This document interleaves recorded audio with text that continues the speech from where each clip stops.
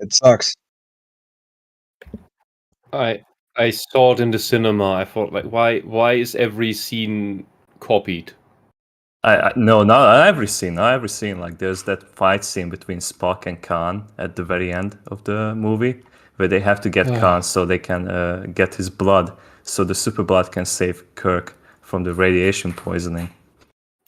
Yes, Yeah, yes, it's super yes. blood. They have to. Yes, Like, yes. Spock needs to suck it out from him. Yes, there are a few differences here and there, but there's just so many scenes that are just the original Star Trek scenes from elsewhere, not just Wrath of Khan, just in general, and they just have one thing flipped. And the most direct of that is that instead of Spock in the radiation chamber, it's Kirk, and the other one is outside.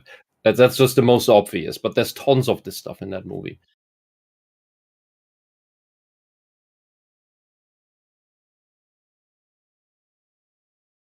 The TOS replicators are only good for food, pretty much.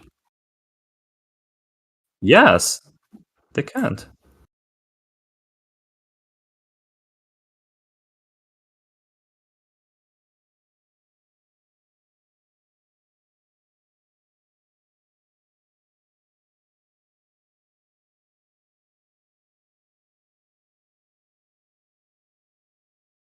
Well, I think like there was a TOS episode where I think Bones produced like a vaccine in a day to save them from a virus that they have catched on like a planet that ages like rapidly.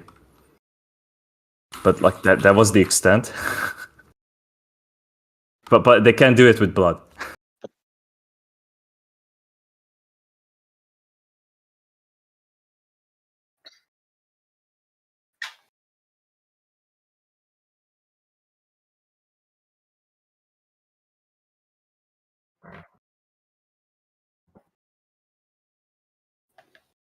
It felt like an action movie, and like that's always bad sign for Star Trek. Yeah. That was like one of the few points that I like 100% disagreed with Mr. Plinkett when he was talking about the Star Wars prequels. That like he thinks that J.J. Abrams is the right guy for Star Trek and Star Wars. Like he said that in 2009. I even back then I would disagree with him because I never liked any of the J.J. Abrams movies. I think he only said he was wrong for Star Trek, but he might work in Star Wars. He liked the first Star Trek movie by J.J. So that he said that in that review. Yeah.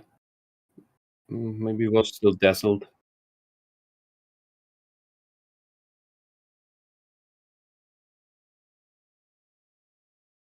Yeah.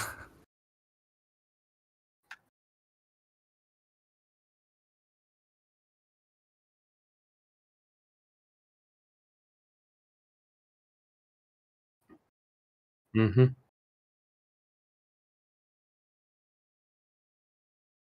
Dune.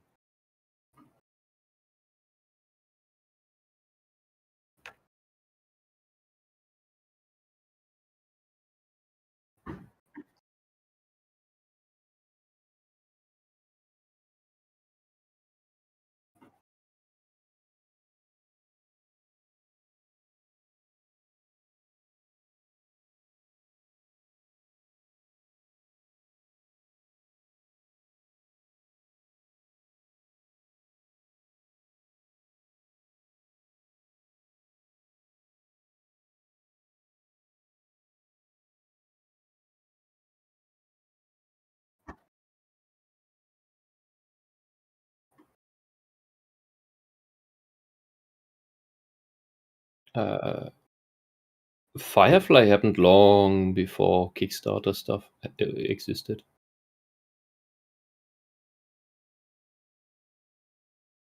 I think it was then rather the way that Farscape was finished. That you had a big fan movement that said, "Hey, come on, finish this thing, please, come on, have the dignity."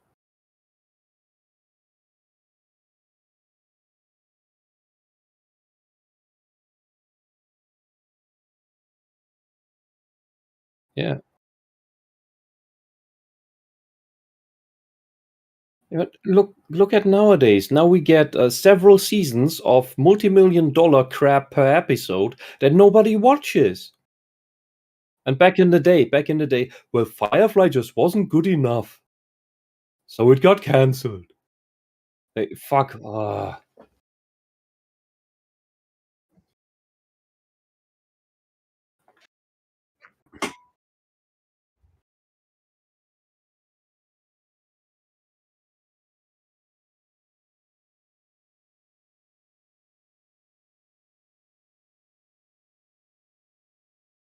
Andromeda?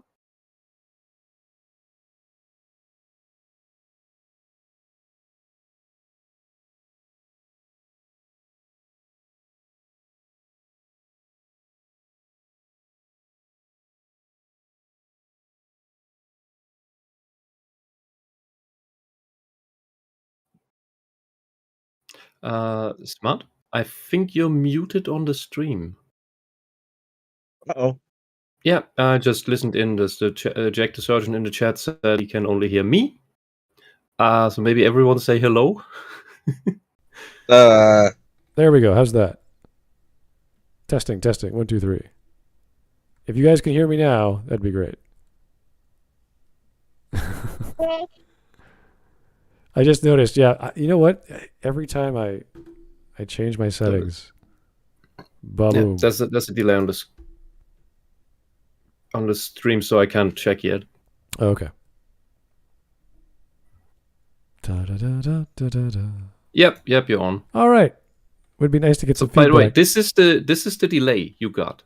10 seconds, roughly? I don't know more All than right. 10 seconds. Well, thank you, Mr. What's his name? Sucks? Mr. Modernism Sucks? Okay. Yeah. I think that was the problem. Okay, great. Yeah, and I've been playing around with all my video and audio settings the past few days.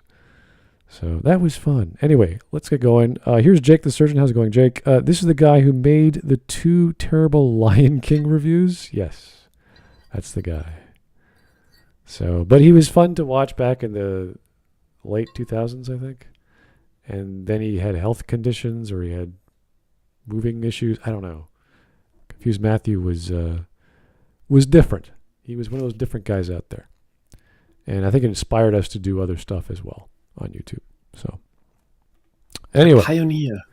let us start it up. 13 minutes. As I said, the one on Vimeo is an hour long. If you guys ever care about this guy, I don't know if it's the newest one or the old one. I don't recall. All right, let's get going.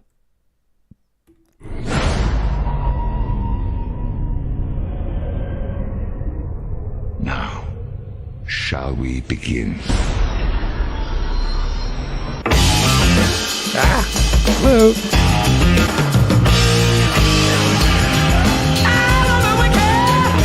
So this is probably the new one because I don't remember this music at all. Okay. All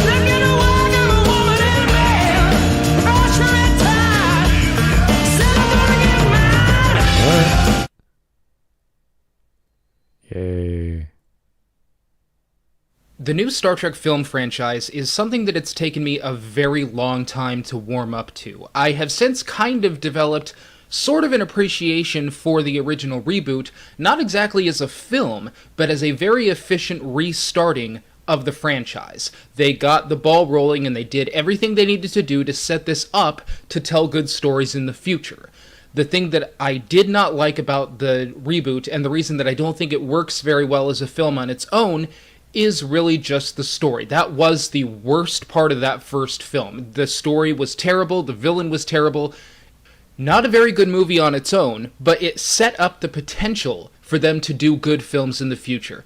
And that is why I was so excited about this film, and so very, very hopeful that they could take all of that material that they established in the first reboot and carry it forward to do a film that was not only their own, but also something that would have been very, very good. Sadly, that is not the case this time around. This second outing gives us yet another misfire from this team and becomes my biggest See, I just want to rewind that. Very good. Sadly, that is not the case this time around. This second outing gives us yet another misfire from this team. Okay, so again, lots of lights, lots of lens flare. We saw a few other lens flares in other scenes. Everything's so white and ivory and I don't know. Pink. It feels There's so much visual clutter in this scene. Like Yeah. even this like frame that it's paused on, like Oh my god! the light is inside the side of Spock, and like that shouldn't be the case. Yeah. He should be highlighted. even the Like, if you have a rim light on his side, like that shouldn't be a light like that, like flashlight. yeah, even I thought it was. I don't know if those are impulse thrusters, but that sort of very chrome, Yeah. shiny thrust, whatever that valve is, the guy's pulling up. You're like, is this an engine that you're like releasing mechanical operation for? Like, why do we have these giant, large devices that look like they belong on a ship in the sea, not a ship in the future? It feels a bit clunky. And what was the word people call it? The iPod store or the Apple Store. the Apple Store? But that's the design that they were following, and I feel like it's so unfitting for this era of Star Trek. It may be because I'm so biased towards the original series, but it just doesn't make sense that they have it like this kind of design, given that like you're gonna end up with TNG and the DS9 afterwards. It like okay, like the original designs were really campy, but you could have gone with like the TOS movie style. Like I think like that was like the most refined version of like the Enterprise design of this era. It looked believable. Yes, and it wasn't campy. It didn't have like those like clumsy buttons anymore and the cards. Yeah, you should have gone with that instead of this like. I'm about to like say like a crazy person like is being like brought in that room because like everything is white. I hate when every wall is white and even the doors are white because like your eyes are gonna go crazy.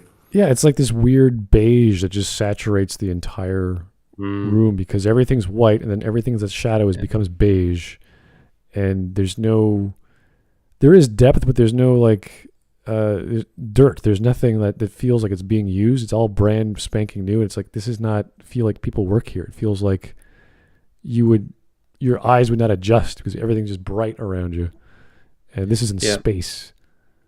Yeah, and this bright light in the center of your screen blinding the audience. Yeah. It's like it's a so basic thing that you learn in film school and photography that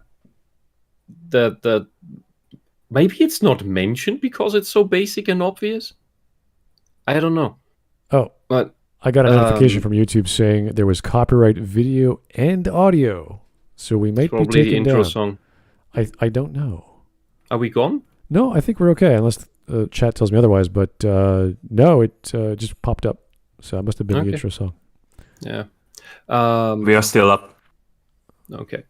But all right. Yeah. Right. And JJ is this. You can see that in the Disney Star Wars movies he made. He has this very childish mind where the plot doesn't really make sense. It's all about cool looking scenes and things happening. And his obsession with lens flares that his wife beat out of him, according to his story, is, I think, just in perfect alignment with that. That it's just, oh, look, there's a thing on the screen happening, stimulating my need for attention-grabbing things. All right. That's the only way how I can explain that he did this absolute crazy bullshit.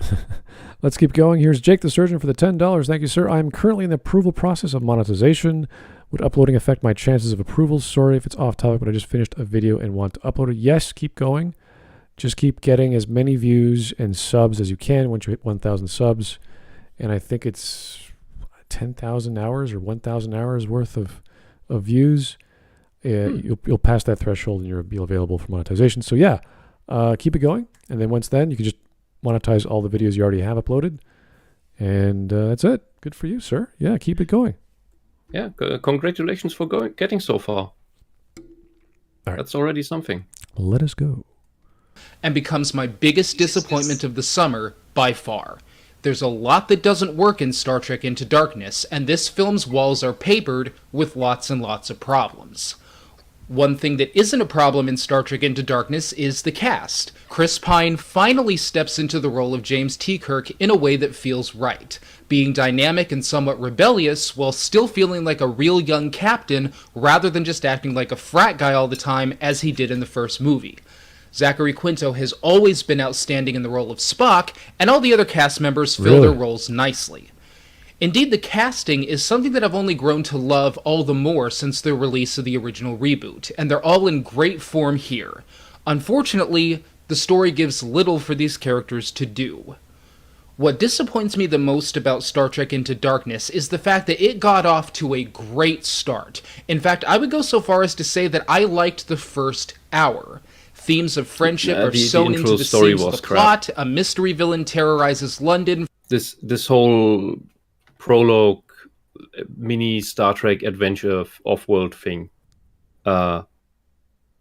is no away mission thing.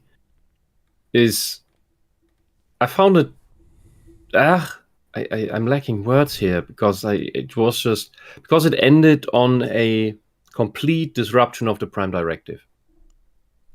With them leaving the Federation symbol. Scene? Yeah. Oh god, they left the Federation symbol, and then the whole of the natives having seen the Enterprise into their god, into a religion. And you fucked up the Prime Directive and you didn't give a shit. But this is not how Kirk disrespects the Prime Directive. He does it in a very different way, and not this sloppy and this deliberate.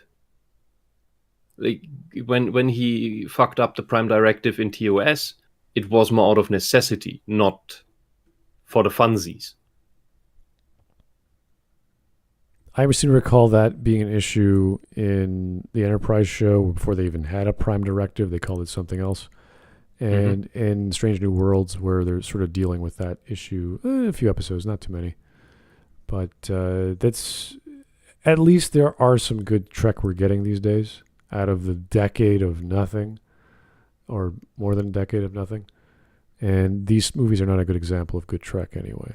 So I think like most cases when Prime Directive was violated, was that like someone else from Starfleet already like pursued that planet, or some other aliens have attacked, like the Klingons trying to invade that space. So like Kirk and the Enterprise had to intervene. Right. They're they are like some of the bad ones, but like we don't talk about them. Well, in some cases, some of them are a primitive village, but they're actually gods in the original series. And the Klingons, that was a really good episode.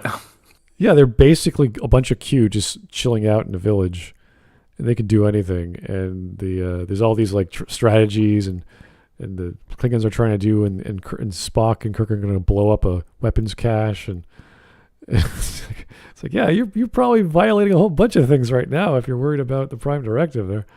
So I'm at least glad they brought it up once, and that was like, okay, fine. But you don't always have a bunch of gods walking around chilling out in the village. It's very rare. So anyway, let's keep going. Jake, you got a few much super chats for me. Thank you, sir. I already have required hours and views. Good for you. I'm just waiting for the approval from YouTube. Oh, yeah, if that's what you're concerned with, yeah, wait. If you want to get your monetization going on a new video, I wouldn't wait anyway, just because you're going to get more views in general the more videos you have. But if you are concerned about monetization, yeah, then hold off. That's no big deal. Yeah, so it's up to you. Depending on your content, how often you upload, it may not even bother you. But yeah, wouldn't worry about it. You seem to be in good standing. Just give it another week and they'll get back to you. No problem. Okay, back to the video. For some intriguingly unknown reason, and there is a very substantive debate about the use of amoral weaponry against that threat. In a nutshell, a rogue scientist named John Harrison bombs an archive in London and then attacks a room full of high-ranking Starfleet personnel. So an admiral gave Jim Kirk a bunch of new refitted photon torpedoes and gave a kill order. Scotty wants nothing to do with this, however, because, Well, they're Starfleet, and they aren't meant to go around killing people in this fashion. They're peace-loving explorers, for crying out loud, and what the Admiral is asking them to do makes them just another warmongering military. This issue and the way it was debated was so good, I actually leaned over to my girlfriend during that scene and said, "This is damn good so far."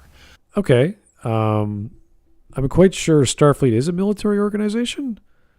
And you have to go to training, you have to go through schooling, you have to be approved and all that stuff. It's not just, hey, you're good at science, we're going to let you on.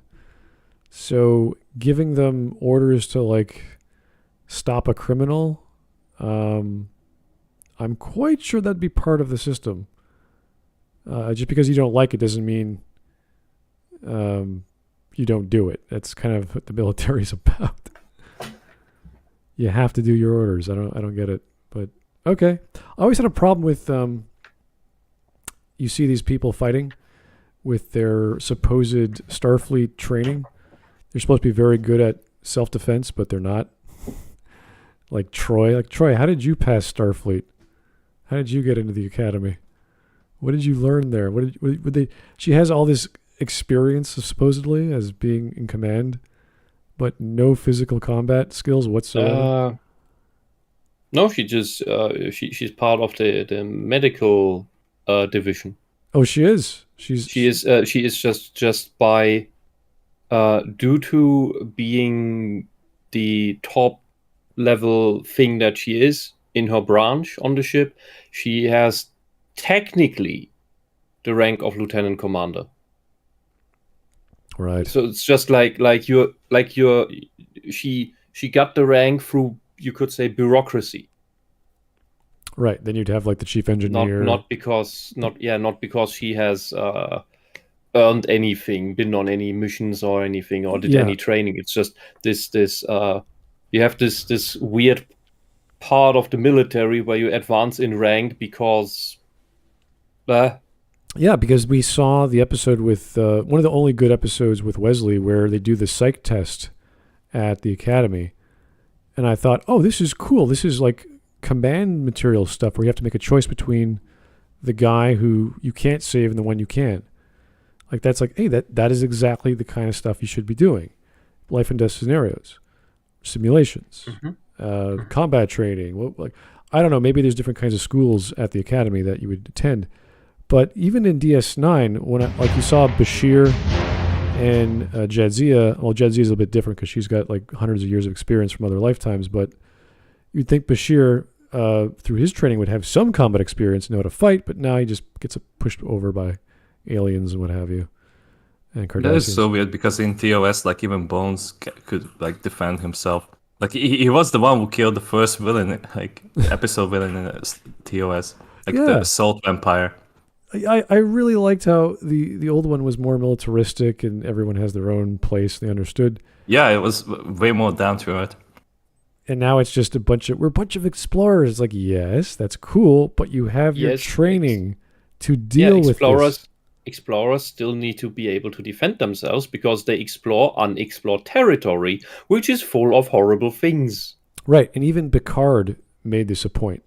As dumb as Picard was, he was saying, well, no, she has Starfleet training to deal with scenarios where people have already died, or it looks grim, or you're about to die, and you're calm, you're cool, you know what to do. Like, it's psych training as well as, like, you can't just have psych training. You need physical training, scientific teaching, you need all these things. So it's kind of like, I don't know, I'm trying to think of, like, there's 3 standard years of schooling that everyone has to do, and then you specialize into like sciences. Yeah. Like that. Kind of like doctors. Like, they have like the first year that they have to spend together with everyone else. Like, even if you just go for pharmacy, right, or those other sciences. Yeah. That's what I was thinking it was like, but we never got in to see it. Yeah. I really wanted to know what Starfleet would have been like. So, like, because like essentially, she's just a civilian there. Yeah. Like, Worf didn't learn anything about engineering or sciences. He was just a security guy. So there must have been a security training program. Oh, yeah. Like, I can't believe that the captain is like the jack of all trades, but everyone else should have like basic training to defend themselves. Yeah. All right. Well, It's just the J.J. Abrams movie, so. Yeah, so I guess Scotty is too ethically minded because he never did psych tests. He just likes engines and warp fields, and that's about it. He's like, I don't like photon torpedoes. Like, okay, we can't kill people. I think, wasn't he the one? No, I was like, I forgot the names. I gotta, read them again. There's a lot of guys over the years in Star Trek where it's like, how did you get into Starfleet? Like Ensign Rowe. It's like, okay, she's got some security training behind her, and she can pilot the ship, and she's doing hot fixes on computer consoles with phasers and all this crazy shit. Okay, she's a survivalist. She knows what she's doing. Did she train? Wasn't she also? Did she also switch sides from the Maquis? Yeah, she was part of the Maquis. You're right. So yeah, that means she has extra, special type of experience and training. Right. Simply from being part of a guerrilla group. Right, and that's what I wanted to see, because you saw. I remember the training for, was it Chain of Command? Was it Chain of Command, where they had to get Crusher, Worf, and Picard to train the holodeck, like going through caves, and they were exercising every day for like a week or two, and they were getting really tired. I was like, okay, well, they're all Starfleet, so this is nothing new to them. They just didn't do it as strongly as before. So it's like, yeah, they should be totally fine. They just need training to remember what they did. Yeah. So. And everybody has elementary, like in the military, just like in school, that you have elementary years where everybody's in the same type of school. As you said, it's the same in the military. Everybody has to go through gas mask training. Everybody has to go through BVAC. I know. It's just weird for him to say, oh, yeah, we shouldn't be having military strikes on enemies of the Federation. It's like, you do it all the time. What do you mean? What's wrong? You're at war with certain big factions, empires. It's okay for aliens. They do exist. They are there. Aliens are okay, but not humans. I don't know. It was kind of a weird thing. Now the whole topic of transhumans and that thing, I never really liked in Star Trek. It should have been resolved in TNG, but they kept very difficult topics to tackle and to integrate them into your greater universe, and not just have as these one shots that then disappear into the void. That fucks up too much in your storytelling, I think. Oh, that's what you have science fiction. Like the what is it? Industrialization of data. Oh, you mean mass producing data? Yeah. Well, that was handled very well, because they put that right at the forefront of an episode, and then they dealt with data making children, and then data having a brother. Like, they did all that. It's like, that's good. Where's the biological world? And they sort of introduced a character into Strange New Worlds. It was all hush hush, and then right at the end, it's like, oh, this is an issue now, and you're like, what? That's how it ends? That's all the show? I think with the Federation, it's rather that in Star Trek, that you rather have in your Star Trek, you come across a civilization that had fucked this thing up and had the android revolt somehow, and you figure this out and learn, oh, this was shit, and the Federation is too smart to fall for this, to make the same mistake. So they have this that in was it in Picard, where they had the robot revolt? That was Picard. In Strange New Worlds, they had the same theme in Wrath of Khan, where you have the augments, or whatever they're called. Yeah, the augment thing is I think that's okay to do. That's already in the greater canon as a reference, and that the project was abandoned because of that. And this was purely organic, not cybernetic. It wasn't like transhumanism. So it was like, well, what's wrong with? That's why. Why repeat the mistake with another type of life form? It seems like in the future, if you're this peaceful and accepting and advanced, that you'd accept people who were just bigger and stronger and faster and smarter. Yeah, but that's not about acceptance. It's about creating sentient robots. That's no. This isn't robots. This is just augments. These are just people. Stupid idea. Which is the whole plot line, because they brought up the plot line in the original series with Khan, and they showed the eugenics wars. You're like, okay, that's bad. Yeah. But not everyone's a psychopath. So there's, No, but I meant you also create other problems with augments.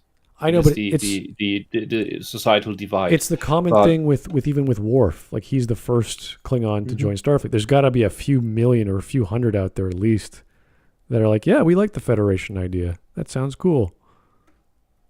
So Yeah, but there's also always a difference between we come across other species and so you have a natural divide already between the two of you, and you can come together, and creating an artificial divide within your own people with the augment stuff. But I think we were talking past each other. That's why I was with the androids that they were producing in Picard that then had to revolt, because yeah. the Federation should already be, that's how we know the Federation. They are too smart to fall for this bullshit, because they keep coming across planets that make all the mistakes that we thankfully haven't made, or if we already had made and learned from them. Well, let's just forget Picard as a show, Yes. as an idea. Yes. It's not. Yes. I already managed to do that. Yeah. I will never go back. It's just I have trouble remembering it exists. it's like, hey, we're doing science, and then it's like, oh, what do you? No, you're not. You're doing shit. That's all it is. I like science. Oh. Anyway, let's keep going. Unfortunately, my hopes were dashed soon after this, as the issue goes nowhere and ultimately disappears. It turns out that John Harrison is actually Khan. He was frozen along with his comrades just like in the original series, only this time he was found by Admiral Marcus, who used him to build new weapons and warships for the Federation. See, the Admiral got really freaked out about the event. So an augment made cool new weapons that no one else could make? Is that the idea? Yes. Really? No one else could come up with cool weapons and ships? No. Only Because Khan he's can smart. came up with it, because he's so smart. and more creative. His lasers are bigger. That's yeah. He's a warp squirrel. his bombs go boom bigger than anyone else's bombs. Like, okay. Oh God. What a great plot. of the last film, and now feels that Starfleet needs to take drastic military-style steps to make sure they're ready for any potential threat. Khan built him this stuff, and then he escaped and conducted his terrorist actions, only to then hide out on Kronos, the Klingon homeworld. The Admiral then gave the new torpedoes to Kirk in the hopes that he would fire at Khan on the Klingon homeworld and start a war with the Klingons. Because nothing makes you more safe than starting a war, I guess. Now, here's the interesting thing about the external plot of Star Trek Into Darkness. The external plot. What does he mean? Let's see. Yeah, I've never heard that term. Okay, let's go. It's a lot like Star Trek Nemesis. I'm serious. Someone was used for something and then That's the discarded, last thing I built want a to hear. big-ass ship at a secret base, and now they're going to destroy something. It's the plot of Star Trek Nemesis. It really is. So to the people who regarded Star Trek Nemesis as the worst thing ever and are now regarding this movie as something great, what the fuck? Now, I didn't think Star Trek Nemesis was the worst movie in the world, nor do I think this is the worst movie in the world. What bothers me about this second half of the film is that it takes all those interesting things established in the first hour and throws them in the garbage to make room for action scene after action scene. I would agree, because like this Into Darkness is like nothing but like a shallow copy of an actually good Star Trek movie. And then it doesn't really build up on any of the future movies, because like the next one is not even gonna follow this one at all. It's an even worse movie. But I would say it's not the worst thing. Yeah, I can agree. But like JJ Star Trek universe wise, yeah, I would say that this is the one. So I don't think he answered the question or defined what an external plot was. He just mentioned the other movie being similar. And you're like, that doesn't make sense. I don't know. That's not the external plot. Oh no, it's not? What is it? Oh, there's more? Okay, I don't know.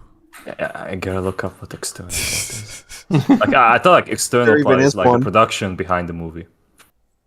I think it just means another movie. The external plot of this movie is another movie. It's like, yes, that could be anything. Thanks, Matthew.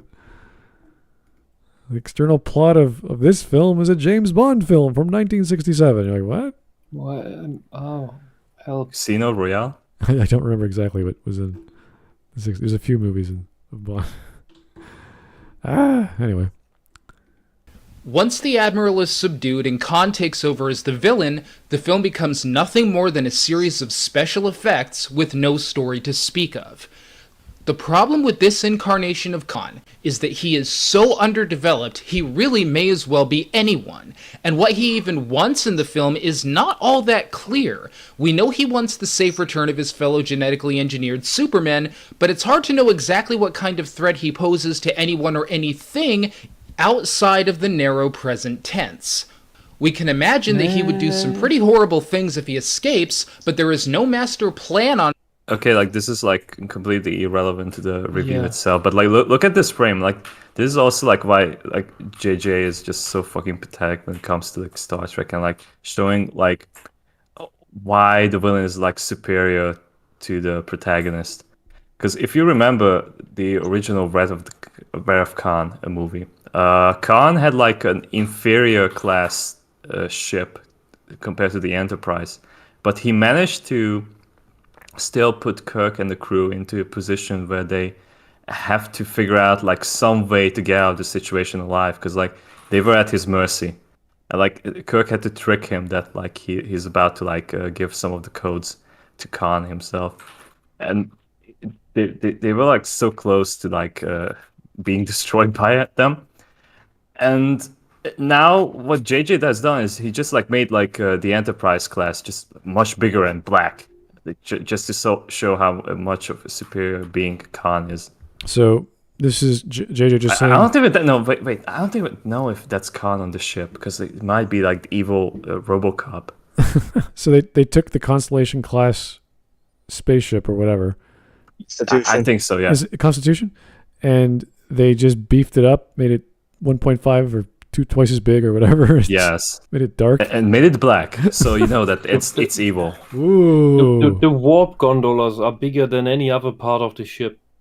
Than the cells, How menacing! Why did you do this? Like the Enterprise ship itself is like already huge for like the crew itself, but what kind of crew is on that one on the right? Yeah, like at least 1,000. Wasn't that auto run by AI? Oh, you're kidding! No one. Oh my god. No, there wasn't AI at that time. Like not that kind of AI that you see in TNG. I thought it was just run by scripts on like autopilot. So that means there's like hundreds and hundreds of evil people on that ship, and they're like, "Yeah, let's get the Federation. Yeah, it's great."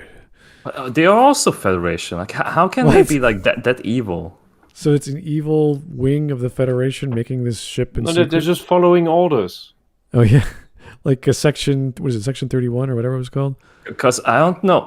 I can't remember. Because I think like Khan is like operating by himself, and like he has some of his cronies. But I think this is the Federation that's like trying to attack Kirk.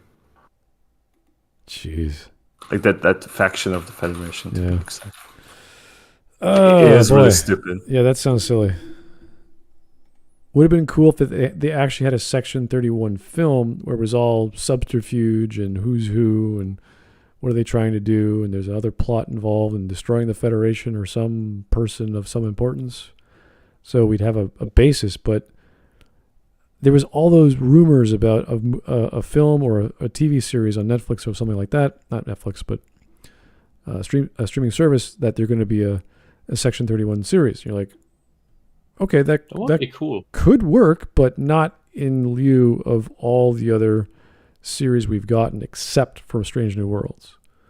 So imagine them trying to do like a DS9 setting where the setting's the same, like the physical location's the same, but you have all these spies running around.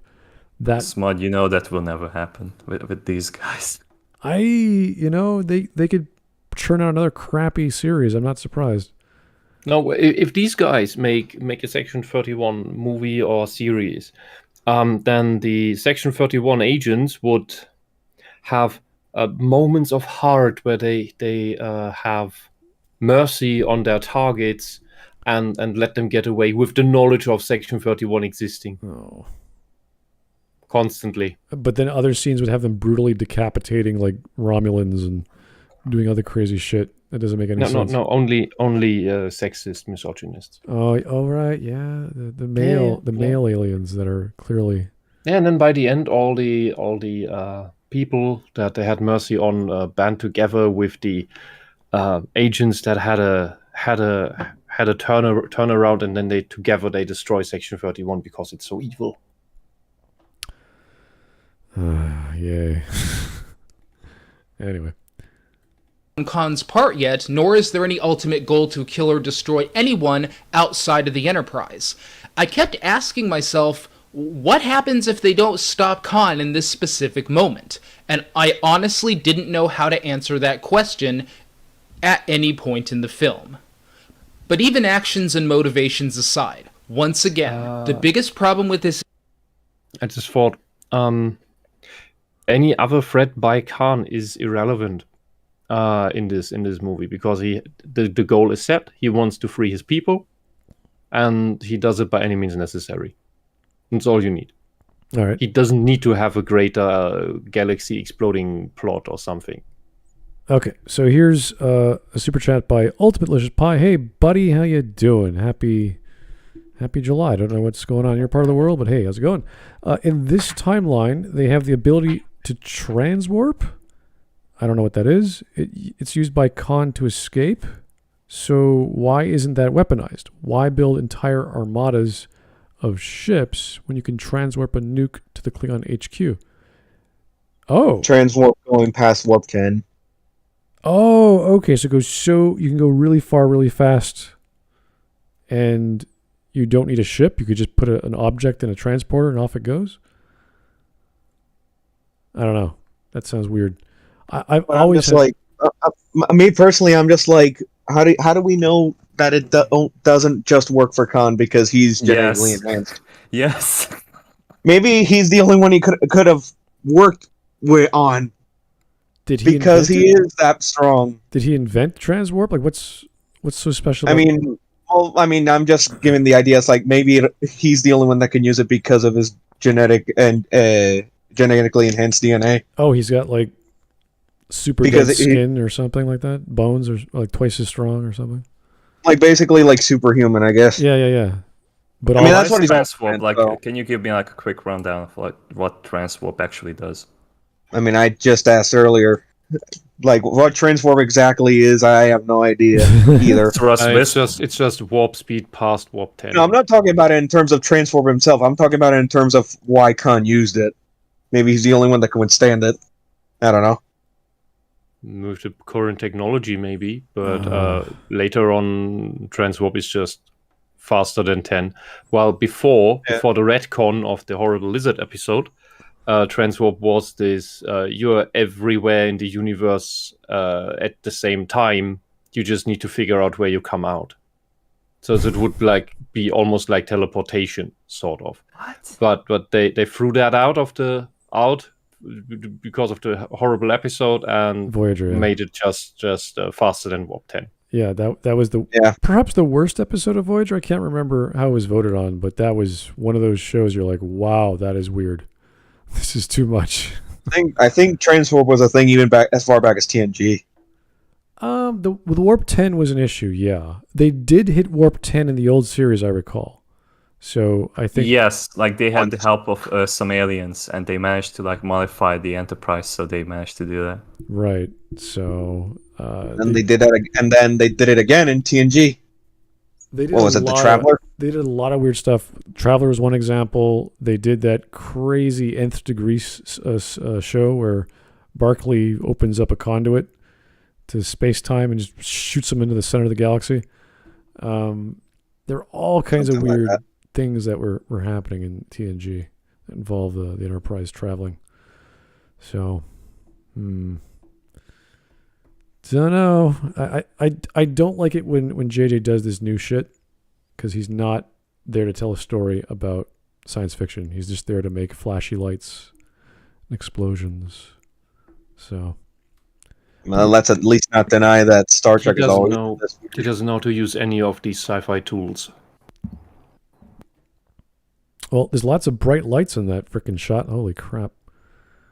Oh my god! He's like, get me out of Yeah, this cell. bright lights are not a science fiction thing. We already have bright lights. I'm We had blinded. them 50 years ago. All this white, And more than 4. white, gray, light beige, dark beige. Yeah, there's all kinds of lots. Like that drive me nuts. Just sit in this room, everything's bright, like blasting light in my face. Like I can't look. Everything's the same. Anyway. Incarnation of Khan is how intrinsically underdeveloped he is. He really is an empty shell through the whole of the film. All we get is a backstory for the people who might not have seen Space Seed or Star Trek II. We get no personality, no goals, no real motivations, and above all, absolutely no character. Well, he does have a goal and motivation, right? He cares about his family and he wants them back, right? Yeah. Okay. So, yeah, it's pretty obvious, but I guess Matthew wanted more. He wanted more. I mean, like, who can blame him? Like, the original Khan from TOS was just absolutely fantastic. The original Khan is unmatched. He cannot be replaced. Ricardo Like, you can't Montalban. recast that. Yes. Yeah. Montalban, yeah. Like, he was supposed to be played by an Indian person. Like, Yeah. because, like a Native American Indian but person. They got like a Mexican. Like, I don't care. Like, he's just so perfect. Like, He that pulled it role was off. made for him. Yeah. Yeah, it was. It was all clever, not psychological tricks, but like he had this charisma about him. That's why that girl left to follow him, because she was in love Yes. with him. Like stuff like that. It's like that's good. You want the character of the person to be charming and mysterious and persuasive, as opposed to I'm going to kill you with my superior gun I made in 2 seconds. You know, it's like no, it's There's a reason why the effect of everything Khan did stretches even as far as the TNG DS9 era. yeah. There are mentions of Khan every so often, just to drive the point home. Yeah, even in Strange New Worlds, we have one of the characters called Noonien Singh, and one of them being a transhuman, or not an augment. So Yeah, that's strange. Yeah.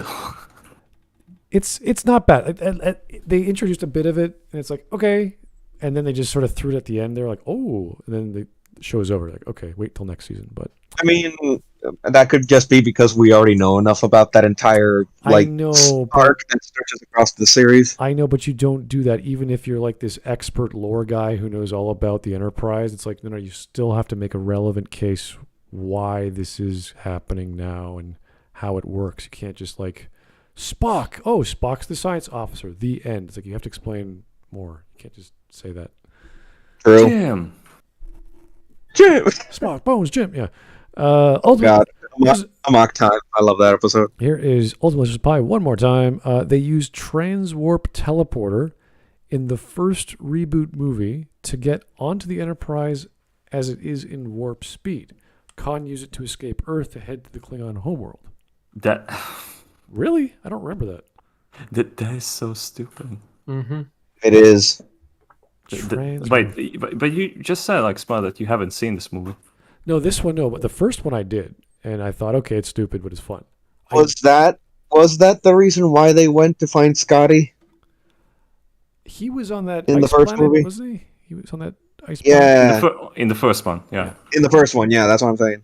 Yeah, it was a whole time loop bullshit with finding Yeah, the with the original old Spock. the original Spock, yeah. Yeah. Leonard Nimoy. Which was not necessary, and they threw him in there anyway. Like, oh, this is not going to look good. And he was the best part of the film, but, you know, the film should be good enough on its own. And then you have Leonard Nimoy in there. It's like, ooh, that's cool. In the second movie, they did downgrade him to a cameo. Oh, well. Yeah, that was. Which, okay, fine. The old man knows about Khan, but I'm just like, really? Just that one scene? Anyway. Yeah.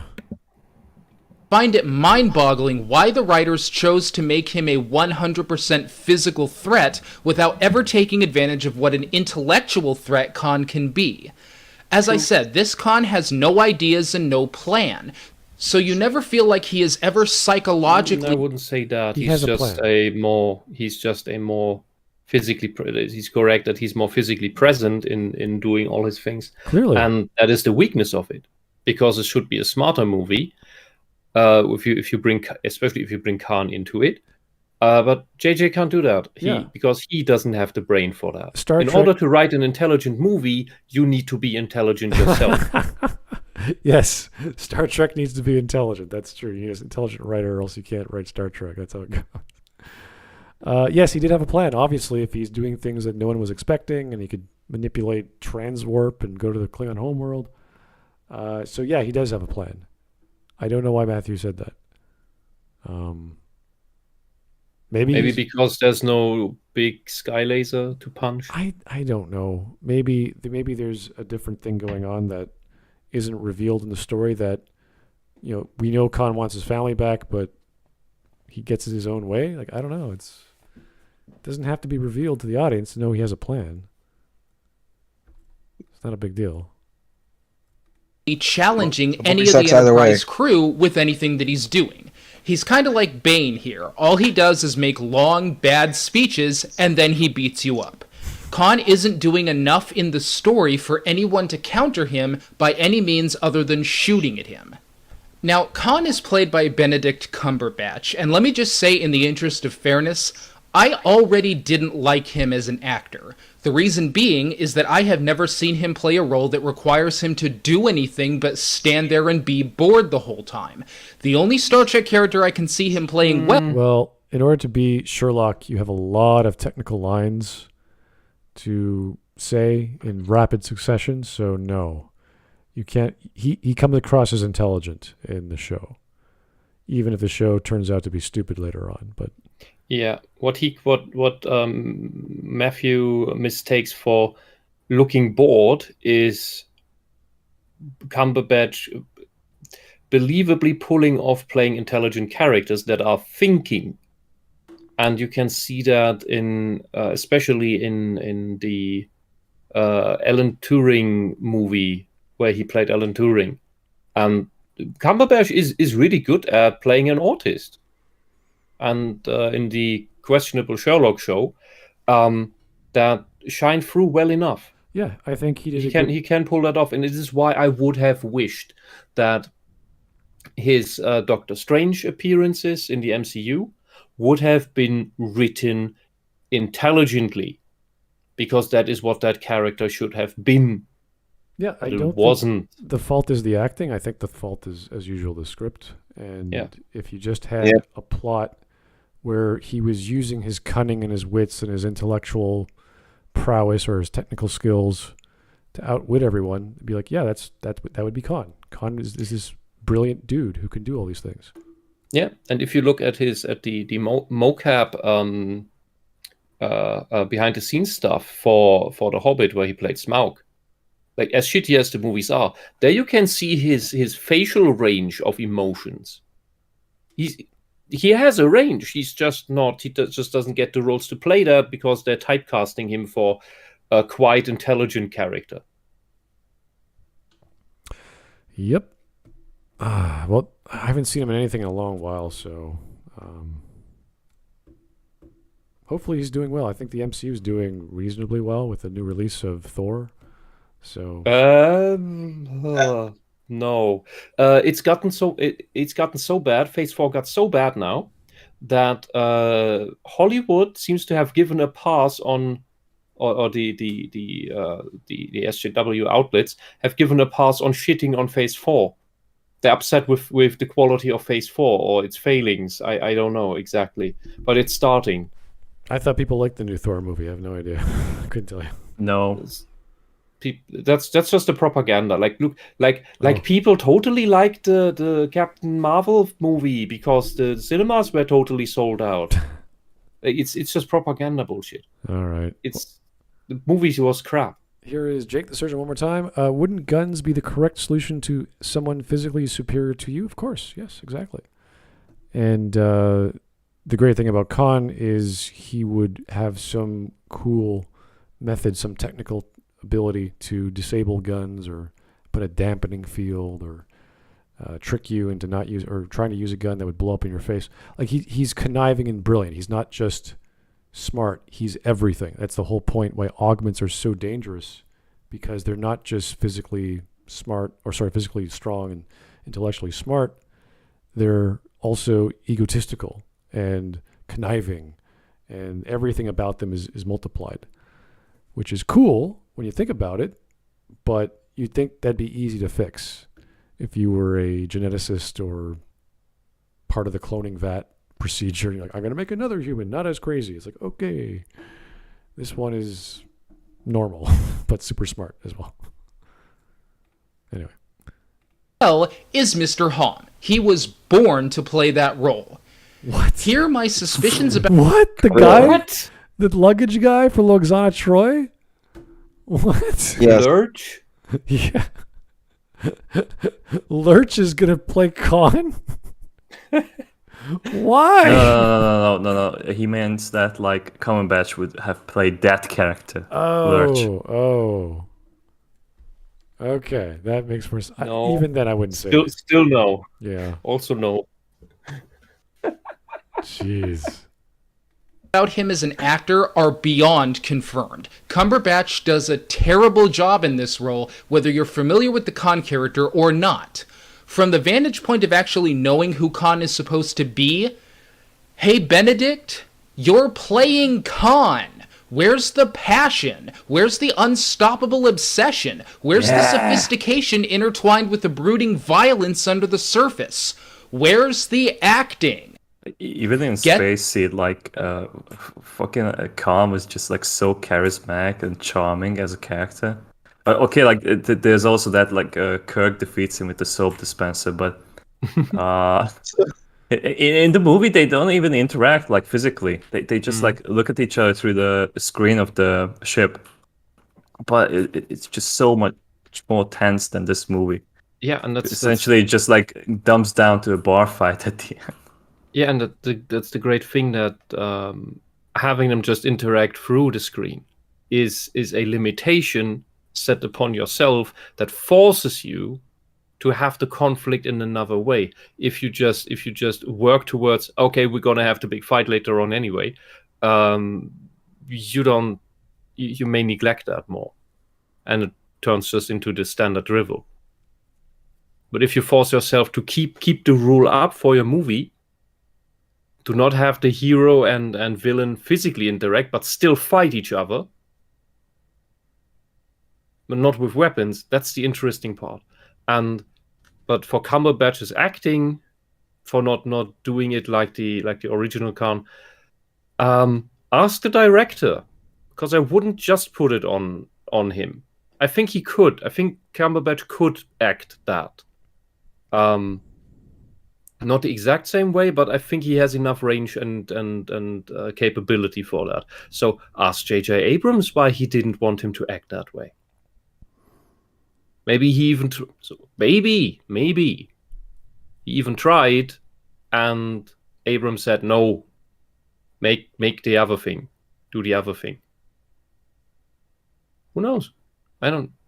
Yeah, it's pretty much the same. Not the same plot as Space Seed. It's just sort of, if you had money and you wrote Space Seed in the late 2000s or the middle of 2000, and it's like, okay, what do we do? It's like, well, it's just JJ looking at another script and saying, I can do that, which is what he did with episode 7. He looked at episode 4 and said, I can do that. Copy shit. Yeah, the man is not just not intelligent, he's also not creative. He doesn't have a single creative bone in his body. Sadly, I stand by that. It's kind of like you look at a guy who's going to build a row of houses, and he's made houses before, but he doesn't know how to design them. He doesn't know which is hot or good or why. He just says, oh, well, those guys over there did those kinds of houses. I'll just borrow that and do my own version of that. And you're like, okay. But instead of using bricks, I'll use aluminum siding because that's the cool thing. And you're like, ooh, it's lighter and cheaper. Ooh. Yeah, but if you put him in a forest and he didn't have a template to copy, he wouldn't know how to build a house. Yeah. Because he wouldn't even know that it needs walls and a roof. Yeah, he'd have to just... And a door. He'd have to take a physical house and transplant it and then start copying it and take it apart. Oh. All right. Oh, boy. Yeah, no, it's... The analogies with JJ are like, oh, geez, dude, you're just like playing with blocks. That boring, deadpan look off your face and play a role for once in your life. And from the point of view of people who don't know who Khan is, this is going to be the most generic, run-of-the-mill bad guys you've ever seen. You're going to forget about him come tomorrow. Hell, you're probably going to forget about him while the movie is on. I know I did. The problem with Khan isn't that he is a different take on the character. The problem is that he isn't a take on the character at all. It's some... That's the opposite of... That's... It's... He just repeated himself, didn't he? Let's hear that one more time. I know I did. The problem with Khan isn't that he is a different take on the character. The problem is that he isn't a take on the character at all. No. Isn't It is a different take on the character. Yeah. That is the more stoic version that takes a while to get an emotional reaction out of. What makes Khan is mainly is first off just the intelligent, augmented guy who can plot ahead further than you can. The original version of this character that was passionate and obsessed, yes, I agree that's the better version. And that was the same plot too. We want to get my people to lead a planet, I think. That was about it. And they took over the Enterprise. Yeah, like they won Genesis. Oh, the movie. Yeah. I was thinking the Space Seed that episode. Yeah, that was the plot. Yeah, I'm Right. sorry. Yeah, no, that was the same concept of taking his people to that planet, and in the process, he was so charming he managed to take over the ship. It's some bored, strong guy that they slapped the name Khan onto. They simply didn't make good use of the potential the character has, and ultimately, he just becomes another villain that beats you up until the movie's over. Okay, so Yeah. the whole reveal, like when he says his name or whatever, there was no build up for that to my knowledge, and that was the big reveal that everyone was like, "Oh, he's really Khan." And you're like, "Who?" "Oh, the Khan from the film." Yeah, okay. So that needs to be built up a bit more, I would imagine, for that to work. You can't just use a member berry and expect that to mean anything to the plot and the characters and the story. I mean, that's one of JJ's problems. He doesn't know pacing and build-up. I'd have to actually watch the film to explain that, to see where it went wrong. But yeah, you can't just like, I'm James Bond. It's like, what? What does that have to do with anything? It doesn't work unless there's build up to that, or expectations to that, or a story about MI6 and what that is, and what the 00 series is, and then, oh, you're a 00. Ooh, what does that mean? You have to explain that. You can't just say, I'm Khan. You're like, okay. Who? I am character from movie, you know. Yeah, it's like, what? What does that mean? What do the characters care? Hello, my name is Troy McClure. You may know me from other movies. Yeah. Finally, I want to address the issue of the movie being a ripoff of The Wrath of Khan. This is not a ripoff of The Wrath of Khan. This is taking elements from The Wrath of Khan and placing those elements in this film in ways that don't work. The last half hour is comprised of serious scenes that end up being funny, and funny scenes that aren't funny at all. We have the exact same scenario as the ending of Star Trek II, but it feels so self-aware and obligatory that it just makes you cringe. It ends up being nothing more than a nod to Wrath of Khan, and this nod sucks out any of the tension, spontaneity, and heart that made the Wrath of Khan's ending work. There is a half-ass attempt to call back to the friendship themes established in the beginning, but the film had gotten so far away from that theme in the name of action that it just doesn't play at all. Spock shouting Khan is the worst thing since Vader shouting no, and whoever thought it was a good idea to have the film end with Spock, of all characters, having a fist fight with someone, somehow the words "go fuck yourself" don't seem to do that. Okay, so... Yeah, those are too big justified things, because that isn't Spock. Well, him screaming and jumping and doing all that crazy crap, I remember seeing a trailer or something that was like, whoa, that's not Spock. But having a Vulcan fight makes sense. They're physically stronger than humans. And if they're fighting an augment, it's like, okay, yeah, I'd like to see that play out, because would make some physical sense. They're all roughly advanced people. So I'm not against that, but Spock should not be getting emotional and flipping out and screaming and doing crazy shit like that. I would also expect more fight choreography. Yeah, I would like to see Spock use some weird telepathy abilities as well too, while he's throwing punches and wearing someone down or whatever they're doing. I would expect Vulcan fighting martial arts techniques to be Vulcan fighting techniques to be much more stoic, super sophisticated, like very straightforward and like disabled. Bored people to death. Yeah, like imagine Tuvok fighting you, and he just stares at you, and it stands in some cutter.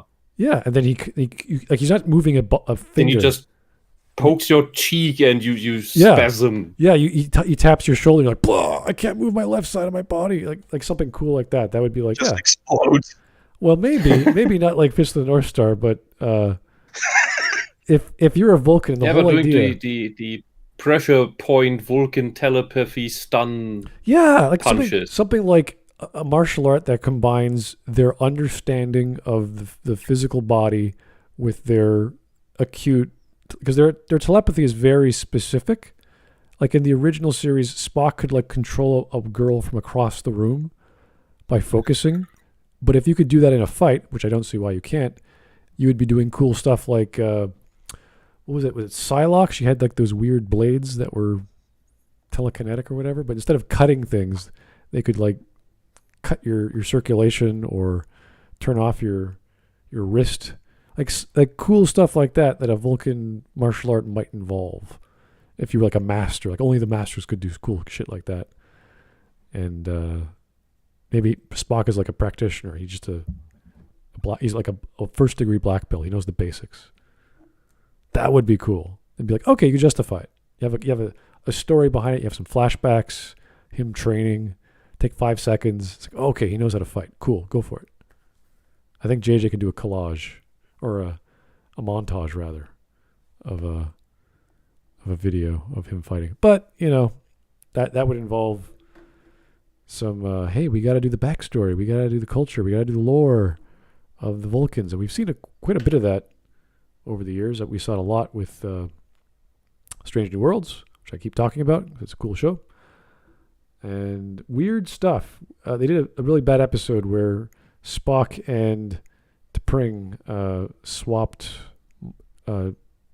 katas, which is basically their minds, and they got stuck. That was a really stupid episode.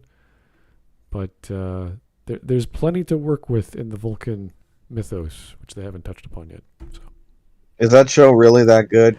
It is good to very good. There are some dumb episodes or some dumb scenes in certain episodes, like the one I just mentioned, but it is worth watching. I was going to bring Matthew Kadish on from the Salty Nerd podcast to talk about that, because I brought him on, I think, a month or two ago. Talked about episode 6 or 7, I can't remember. But it is in fact the redeeming Star Trek series we've been waiting for. So finally, yes, I'm happy to say it has the big rooms of Star Trek Discovery, but not as weird and creepy. They're nicely lit, and they eat food. They eat actual food. They have a galley, or sorry, is the captain's mess or the captain's room? I don't know. They all eat together, and it's believable. Everyone jokes around. It's not corny, and Captain Pike is just like you don't miss Kirk. Let's just say he's that good. Oh God, what an achievement for Star Trek! Now they eat food. He cooks. He's a very good cook. Everyone loves his cooking. It's amazing. I like that idea of having a captain who's like you can look up to him. Like with Picard, you're like, wow, this dude is like serious. I gotta be on my toes. With Pike, it's like, okay, this dude's also serious, but he'll accept you for who you are. He treats you like a person, and he's very amicable and friendly, which is... So Cisco. Cisco is a bit intimidating, actually. It depends what Cisco mood. also cooks. It's basically a little bit of Cisco and a little bit of Kirk, and you put them together, and it's like, hey... Yeah. Yeah. I mean, I have no. I mean, if it is that good, I have no problem with it.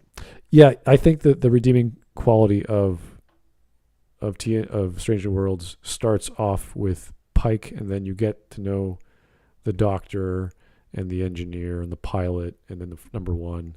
They're all they focus on Uhura a lot as well, which is cool.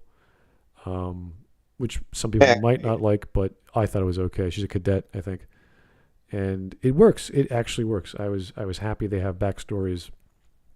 So yeah, guys, if you're bored and want some soft sci-fi or science fiction rather, or trying to be Star Trek, it's Star Trek that's not as good as Star Trek, but it does a very good job telling stories in the Star Trek world. I can at least appreciate they finally gave Pike a fair shot at his own show. Yes, this is a good Star Trek show without being in the same vein of what you think Star Trek is. There's some problems with the techno babble I don't like, or the lack thereof. But if you're just going into it with an open mind, you'll be fine. All right. I cannot comment on that show Trek, unless I have no intention to watch it unless my tester forces me to and tortures me with it. Oh, no. It's a good show. That's the thing. It's good to very good. It's not bad. It's not great. It's not bad. You'll enjoy every episode. That's the great thing about the show. Yeah. Maybe Mike will torture me with it after he's done torturing me with Hunters. It's too late for me. I don't care about anything that comes out of Hollywood. Yeah, I don't know. I give up. I give up. I don't care. Yeah, I don't actively watch any of this shit anymore. I'm dragged into it. That's all. I'm ready to go before Japanese overlords. Yeah, I'm just waiting for Bayonetta 3 and Xenoblade 3, and then I'm done. I will do a review. At least Bayo 3 finally got its release date announced. Yay! Oh, good stuff. Yeah, 5 years later. Well, let's hope it was worth the wait. It's basically Duke Nukem 3D. No, 3? No, forever. It's not that bad. 4? It was forever. So it will eventually get leaked. Yeah, right, yeah. No, but then, Duke Nukem Forever was, 13 years? But to go back to Star Trek, it's like, if they really are putting in the effort to make Star Trek good again, it's like, I'll give them the benefit of the doubt if Strange New Worlds is really that good.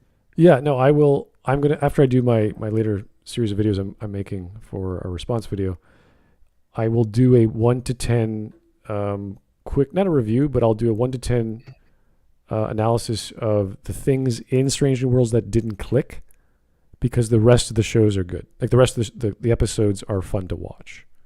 So your brain will be like, huh? Like the Trekkie in me is went, that doesn't make sense. But it's still fun. It's still fun. Like you watch it, you go, that's fun. It's exciting. It's not stupid explosions all the time. They're trying again. They are trying. Yes. I will watch the Orville season 3. Yes, also good. I will do that. And they have nice evil Apple robots. That's great. I was gonna say it's like, even if Strange New Worlds, they're not evil black. They're just Apple robots.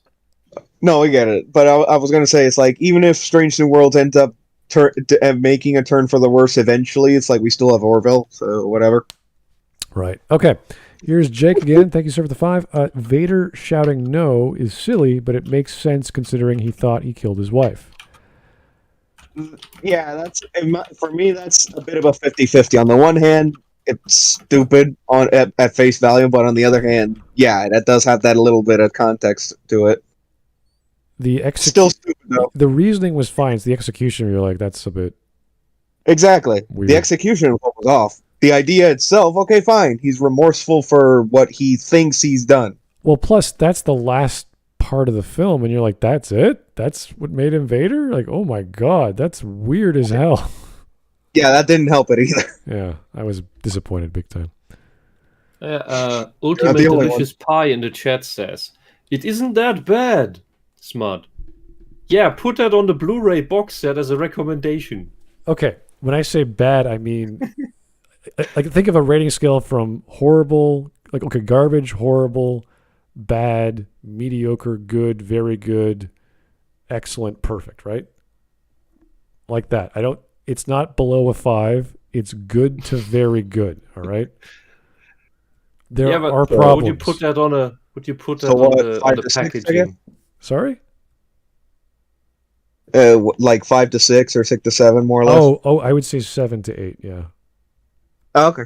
yeah, it's that good.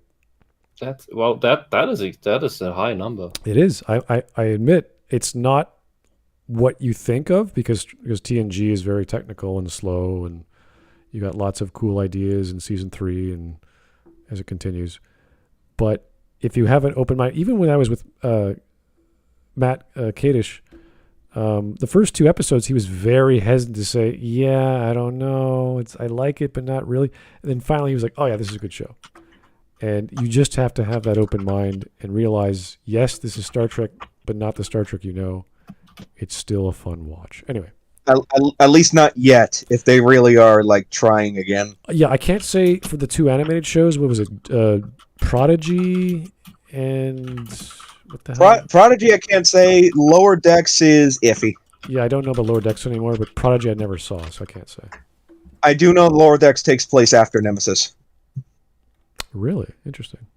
They do make a point of like some of the callbacks they do, and they actually bring in Riker post Nemesis. Oh, Riker. Oh, poor Jonathan Frakes. Oh my god. It's a cartoon. It's like he just has to do the voice, and that's it. Yeah. At least. He's really good at the voice acting gig. Yeah, he's okay. He mostly directs though these days. So. Yeah. But I mean, even in something as, in my opinion, meh as Lower Decks, is like voice acting wise, he's still got it. Yeah. He can at least still pull off Riker as we knew him. The voice acting is the least of our worries in that show. No, I know, but I'm just saying for Frakes specifically, he can still pull it off, even if the show itself is. Eh. Okay. He's still got the energy for it. 3 minutes left. We should be good on time. Yeah, we're good. Okay. Justice. You're telling me that Spock can see his whole planet destroyed and witness the death of his mother before his eyes and still manage to control himself, but Kirk dies and suddenly he's gonna go beat someone up. Yeah, go fuck your... Wait, did he really? No, did Spock really recover from the destruction of Vulcan that quickly? I don't think so. But like he didn't express like this kind of anger towards the Nero. Nero was the guy. Oh right. I don't remember. I'm just asking about how long it took him to recover from it, not like the actual reaction.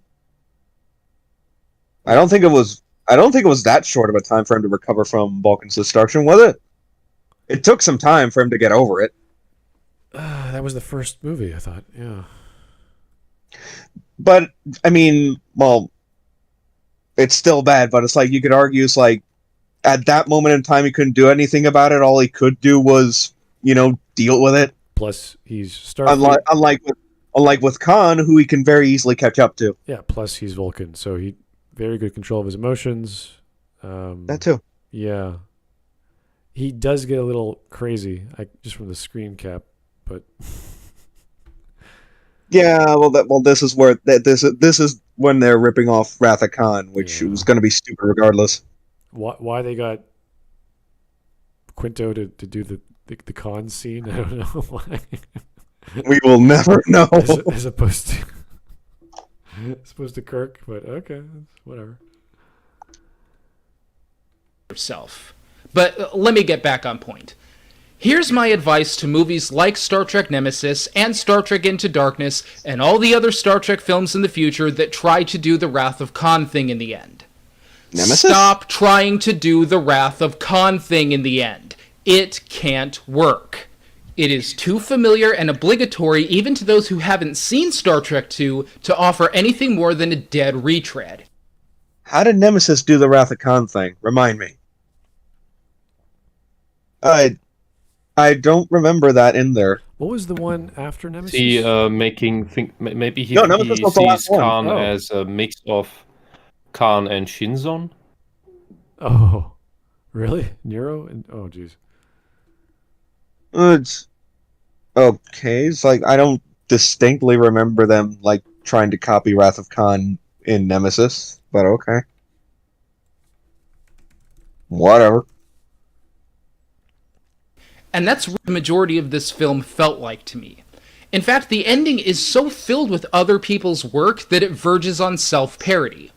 Actually, forget the verges. The ending is self-parody. If I walked into the last half hour of this film and you told me that this was a Star Trek parody I was watching, I would believe you without hesitation.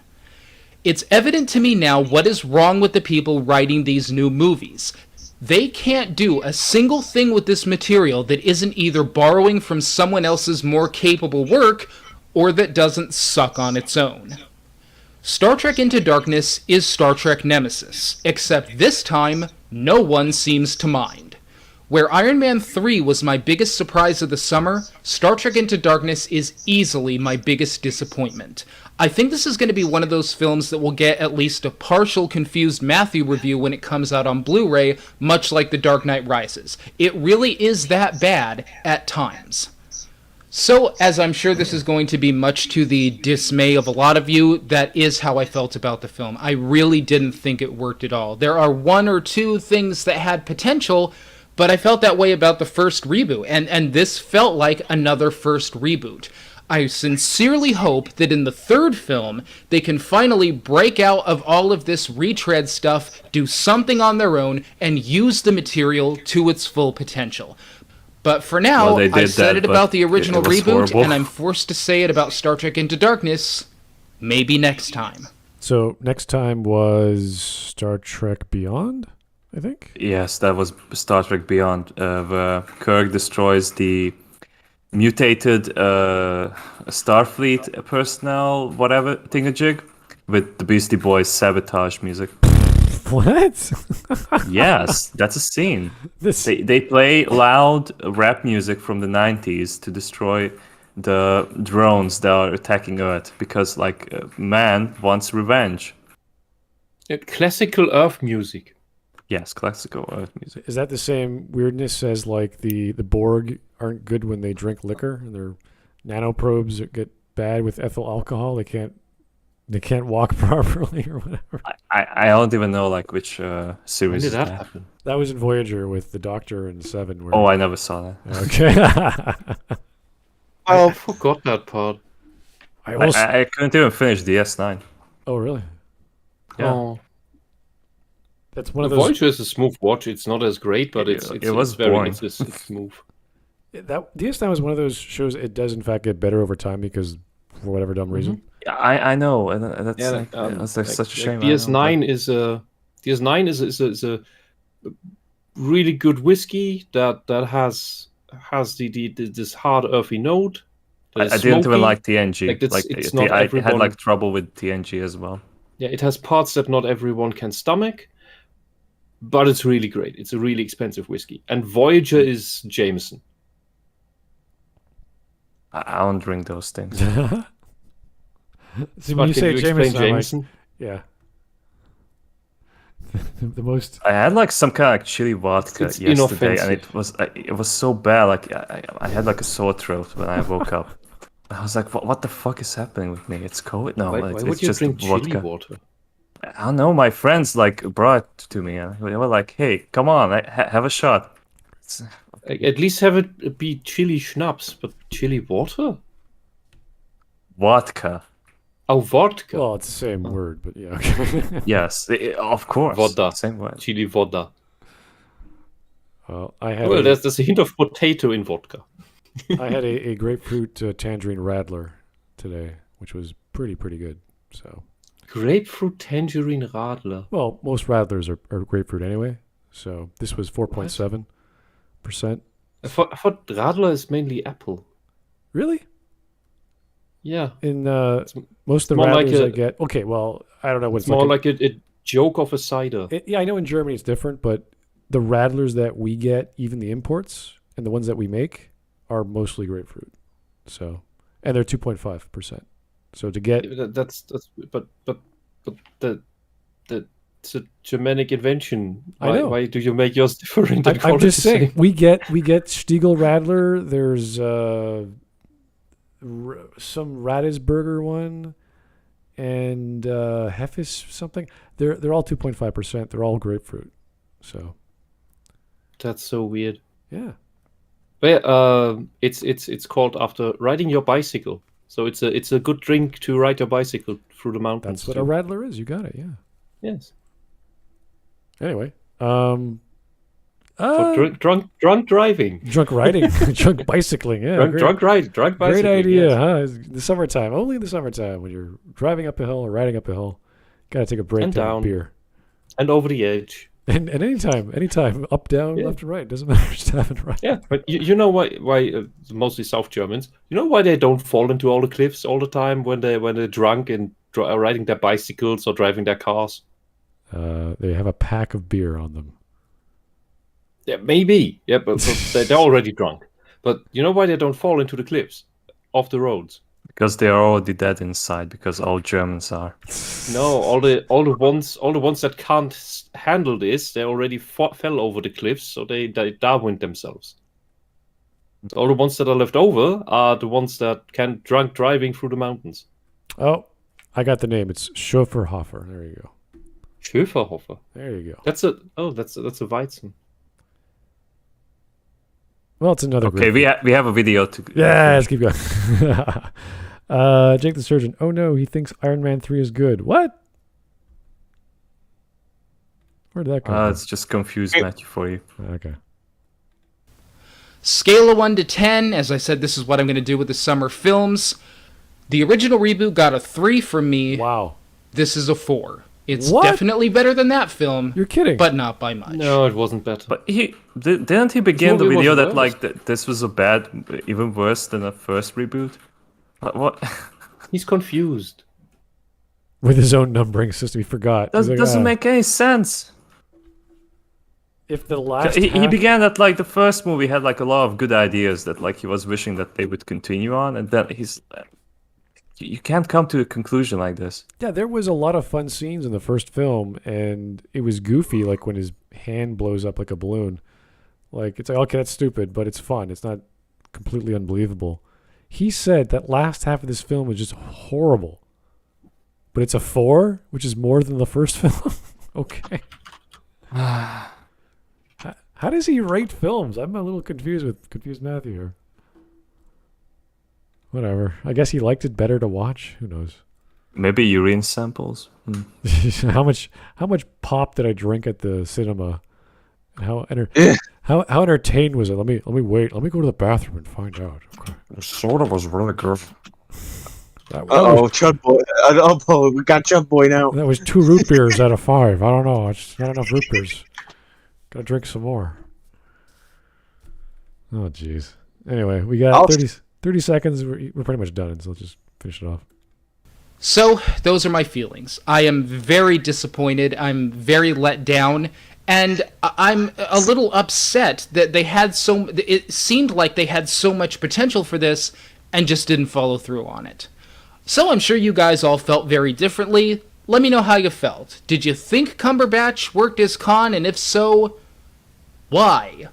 What did you like about the film? What didn't you like? Just let me know. Why? Why So are you until next freaks? time, live long and prosper. But it's nice that he does ask open questions to the That's fine. audience. True. That's not done today anymore. All right. Well, let's see if we have some crazy, silly memes from you guys. No idea. Not too many people today. Today's a really nice day just to chill out, just relax from the week. Me when the feds. The feds. Thank you, Legacy. I don't know what that's about, but thank you. I don't watch Star Trek, but I'll try to make a funny. Every Master Con has its cheap copy. Oh, what? How does that even compare? What? I'm trying to think. My brain goes, nope, I can't connect it. I know nothing. How does this rate? Is it the name Khan? Is that it? Is that it? Yes, it's Gamela Khan. Yeah, Oh, I legitimately thought there was more to it than that. just the name. Yeah, That's just Gamela. Just the name. yeah. Yes, Kirk's been here already. Ooh. Is that Ensign? What's her face?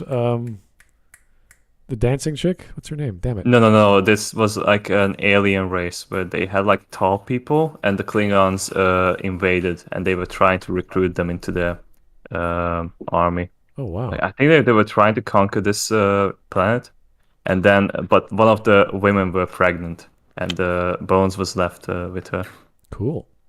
I love the hairdos. They're crazy wild. They're like, look at that ridiculous. Put effort into that. Well, it's probably just an attachment, but still, it's pretty awesome. Especially her her beehive. That was like a crisscross, like you're making a pie, but it's hair. Like, holy shit, that must have taken an hour to do. Same with Janeway's hair in the first season. That was nuts. Yeah. Into darkness and then nothing. No accomplishments, no progress. Indeed. Thank you, Pike. Yes. Alrighty. And that was it. See, no one's watching this or chilling out like we should be doing. It's a nice day. Nice, warm, relaxing day. All right. Good stuff. Thanks, guys, for all the crazy super chats. Don't know why you're throwing so much money at me, Jake. When you want to get monetized, you should probably be saving your money. That's okay. That monetization money is barely gonna cut it. I know it from experience. Yeah, you're gonna have to pump out a lot of videos. Like I think like I have a lot of those videos that like people still watch. I don't know why. Yeah. And I think I got like $60 from like 1 year of monetization. Okay. That is just so daunting. I don't know about you, but I keep getting comments on that Abby video where I reference a Reddit post of those two fitness instructors who say this kind of bulk is impossible.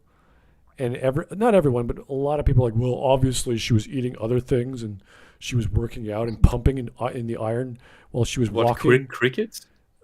I don't know. I really don't know. These guys trying to justify her muscles when all you have to do is look at the E3 trailer from the year prior where she looked normal, and then the same trailer a year later and they buffed her up for no reason. And the only explanation I can give is that the end scene where she's crucified for a month, she looks emaciated, and I guess that's to explain her body autophaging her muscles so that she's thin, which technically makes sense, but that's a weird reasoning for a character design. She could have been emaciated without the giant muscles in her arms. Like the rest of her body would have been just as emaciated. So it's like, what the hell did you do that for? I don't know. Anyway, people are fun. That was okay. I didn't mind watching. Confused Matthew is he's not cringy. He's not like ugh. He's just like, oh, that's a weird take. That's dumb or that's silly. And that's fine. Yeah, that was back in the day when there wasn't the big wave of social justice ideology yet that swept into everyone's brains and swept their sense out completely. And he does have good insight on a few parts of a film that you didn't think about, which I do appreciate. It's just his overall is kind of weird. And I'm like, that's a weird take at the end there, buddy. But hey, you know what? You learned how to do reviews from Confused Matthew and you got better. So we all kind of learned from Confused Matthew, which is always cool. So anyway, I'm going to go relax, get a drink, have something on ice, because that's the kind of weather we got right now. And what a great, this is a great summer. I'm just having a great time, guys. So I do appreciate taking a break with you. Yeah, no, I hope you guys are doing it too, because I'm enjoying it. It's just a great year so far, outside of politics and people in general. But I'm having a good time. So. I was thinking about a drink today, but then something bad happened, and I thought, nah, not after something bad happens. I don't drink after bad things happen. Okay, all right. I drink every day, so it's, it doesn't matter to me. No. I don't take depressants after bad things. After my mood is already down, it's a bad idea. All right. Well, thank you guys for tuning in. I know this wasn't on the voting. The voting has been tough. I know we haven't had a Smudcast since Monday, but I've been busy. The recommendations didn't come in too well, but I gotta get good videos for these guys to watch. So, if it didn't come in the first time you think you had a good video, recommend them again. We'll ask the mods to check them out to see if they're still worthwhile, and hopefully they'll get voted on this time. So yeah, keep the recommendations coming, keep the voting going. Thank you for all your time, and we'll talk to you later. Have a great night. Nice. Bye. Have a great time.